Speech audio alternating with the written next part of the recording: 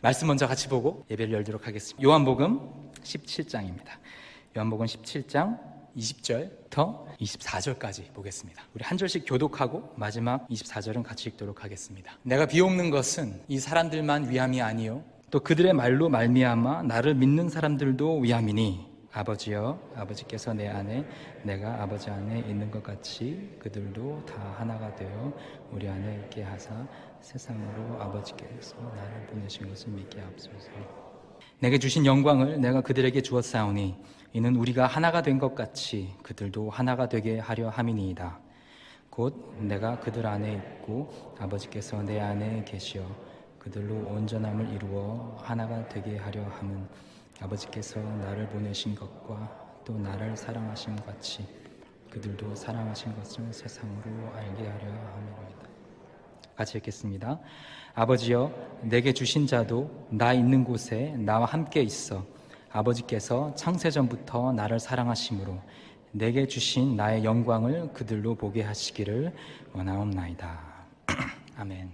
여러분, 교회에게 하나님께서 주신 사명은 확실합니다. 선교입니다. 그래서 선교는 교회가 합니다. 근데 여기서 우리가 교회가 그럼 무엇이냐?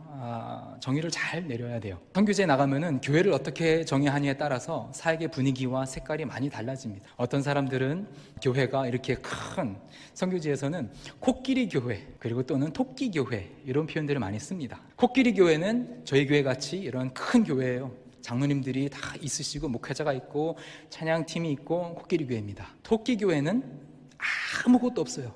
그냥 두세 사람 모인 곳에 말씀만 있습니다. 어떤 이들은 큰 교회, 코끼리 교회, 강한 교회를 세우기 위해서 엄청나게 노력하는 선교사들이 있는가 하면 그거는 부질없어. 토끼 교회가만 있어야 돼. 코끼리 교회 이렇게 표현을 해요. 코끼리는 저도 잘 모르는데 3년에 한 번씩밖에 새끼 코끼리를 못 낳는데요. 그리고 한 번에 한 마리씩밖에 못 낳는답니다.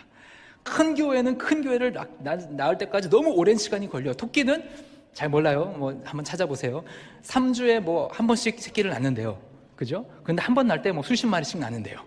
그러니까 1년에 새끼 토끼만 자라는 것만 수천 마리 엄청나게 많이 난다는 거죠. 그러니까 우리는 양보단 질이다. 어떤 이들은 질보단 양이다.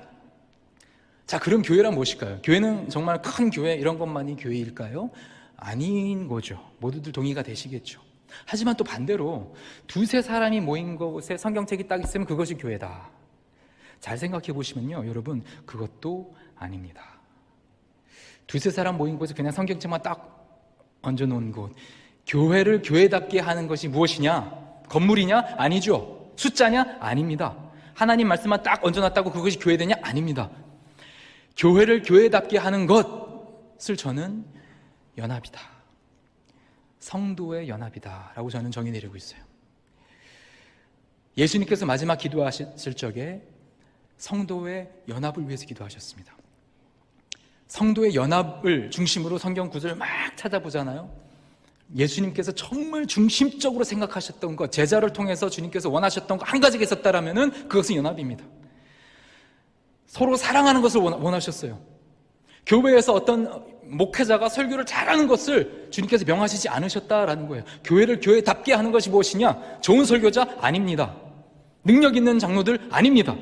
물론 그런 것들이 교회들을 세우는 데 힘이 될 수는 있습니다. 하지만 본질적으로 봤을 적에 교회를 교회답게 하는 것이 무엇이냐? 성도의 연합입니다. 성도가 연합하는 목적이 무엇이냐? 그것이 선교라는 거예요. 성도가 연합하는 목적이 무엇이냐? 그들의 연합을 통해서 하나님이 당신을 나타내신다는 거예요. 그래서 사람들로 하여금 하나님을 보게끔 하고 그들로 하여금 하나님을 바라게 한다는 거예요. 뭐 때문에? 우리가 서로 사랑함으로. 그래서 오늘 저녁 여러분들과 모로코의 사역을 조금 더 소개하려고 이렇게 모였습니다. 그리고 중심적인 하나님께서 모로코에서 지금 현재 진행형으로 이루고 계신 사역을 하나 딱 꼽자면은 바로 연합의 사역을 하고 계세요. 여러분, 연합은 쉽지 않습니다. 연합을 하기 위해서 연합에 대한 설교도 많이 필요하겠죠. 연합에 대한 가르침도 많이 필요하겠습니다. 하지만 오늘도 저에게 주어진 시간은 40분밖에 없습니다. 크게 몇 가지만 말씀드릴게요. 집에 가셔서 묵상하십시오. 꼭 숙제로 드리겠습니다. 연합을 하기 위해서 필요한 첫 번째 중요한 것이 무엇이냐? 커다란 비전입니다. 큰 비전입니다. 나 혼자서 이룰 수 없는 비전을 받으셔야 돼요. 그래야 연합이 가능합니다. 왜? 나 혼자 못하니까. 세계 선교일 수도 있습니다. 교육부에 섬기시는 분들이라면은 그저 이 학생들을 만나서 그냥 일주일에 한 번 만나서 성경 공부 끝내주고 그게 아니라 큰 비전, 이 아이의 한 생명, 한 영혼을 완전히 송두리째 바꿔놓는 그 능력을 바라실 때 혼자서 못합니다. 큰 비전을 받으실 때에 프로그램에 연연하지 않고 기도하게 되며 연합하게 된다는 거예요. 나 혼자서 부족하기 때문에 연합하기 위해서 가장 필요한 것, 중요한 것, 첫 번째는 큰 비전 받으셔야 됩니다. 두 번째 무엇이냐면은 용서입니다. 연합하기 위해서 필요한 것, 나와 다른 사람들 용서해야 됩니다. 세 번째 필요한 것, 섬김입니다. 성경적 섬김입니다. 나를 정말 깔아뭉개는, 그들을 내 위로 높이는 그런 섬김입니다. 네 번째는 소망입니다. 내가 낮아져도 될 만큼 강력한 소망이 있으셔야 돼요. 큰 비전과 소망은 사실 같이 갈 수 있겠어요. 내가 섬김을 통해서 이루고자 하는 것이 어마어마하게 클 때, 나에게서 이뤄져 버리는, 죽어져 나아가는 그것보다 하나님께서 나에게서 이루시는 것이 훨씬 더 크고 그것이 영광스러울 때 충분히 죽을 수 있다는 거죠. 그래서 연합은 나의 죽음을 통과하지 않을 때 불가능합니다. 연합하지 않는 교회는 교회가 아닙니다.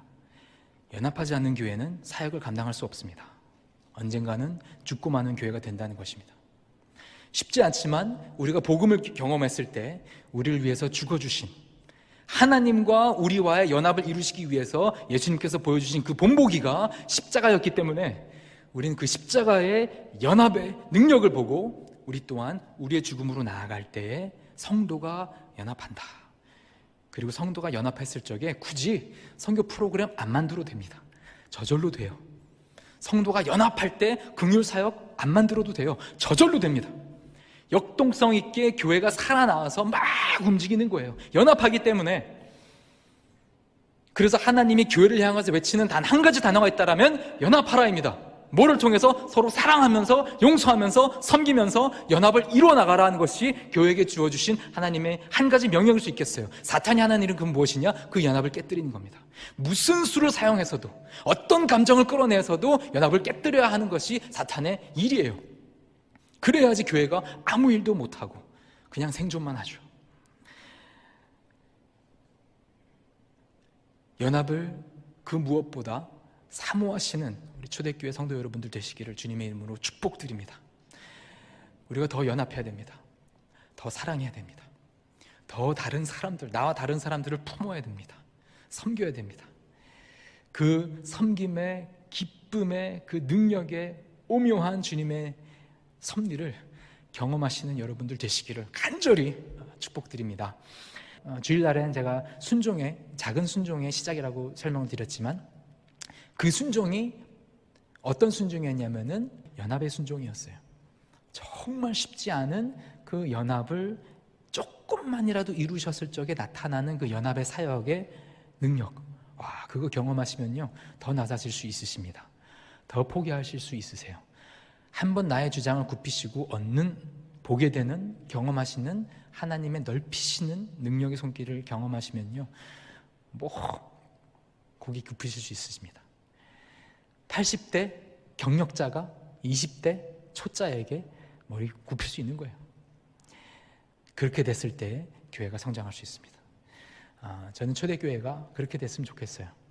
서로가 격없이 협력하면서 연합하면서 하나님이 이루시는 그 능력의 사역들을 경험하시는 그 맛을 보는, 그래서 사역이 즐겁고 기쁜, 어렵지 않고 무겁지 않은, 지루하지 않은, 억지로 하는 건 아닌 자발적으로 함께 기쁘게 모든 일을 감당하는, 그것을 어떻게 내 자신을 낮춰가며 서로를 섬기며 세워주며 그렇게 사역 감당하신 여러분들 되시기를 간절히 바라고 또 주님의 이름으로 축복드립니다. 저도 계속해서 그렇게 사역하고 나아갈 때 저희와 또 저희 팀과 저희 가정을 위해서 기도해 주시고요. 다음번에 또 만나게 될 때 또 더 깊어진 저희 소식뿐만 아니라 여러분들의 소식도 접해 듣기를 소망합니다. 기도하겠습니다. 아주 감사합니다. 연합을 이루시옵소서. 그래서 연합 가운데 강하게 주님 사역을 이끌어 주시옵소서. 감사드리며 예수님의 이름으로 기도합니다. 아멘.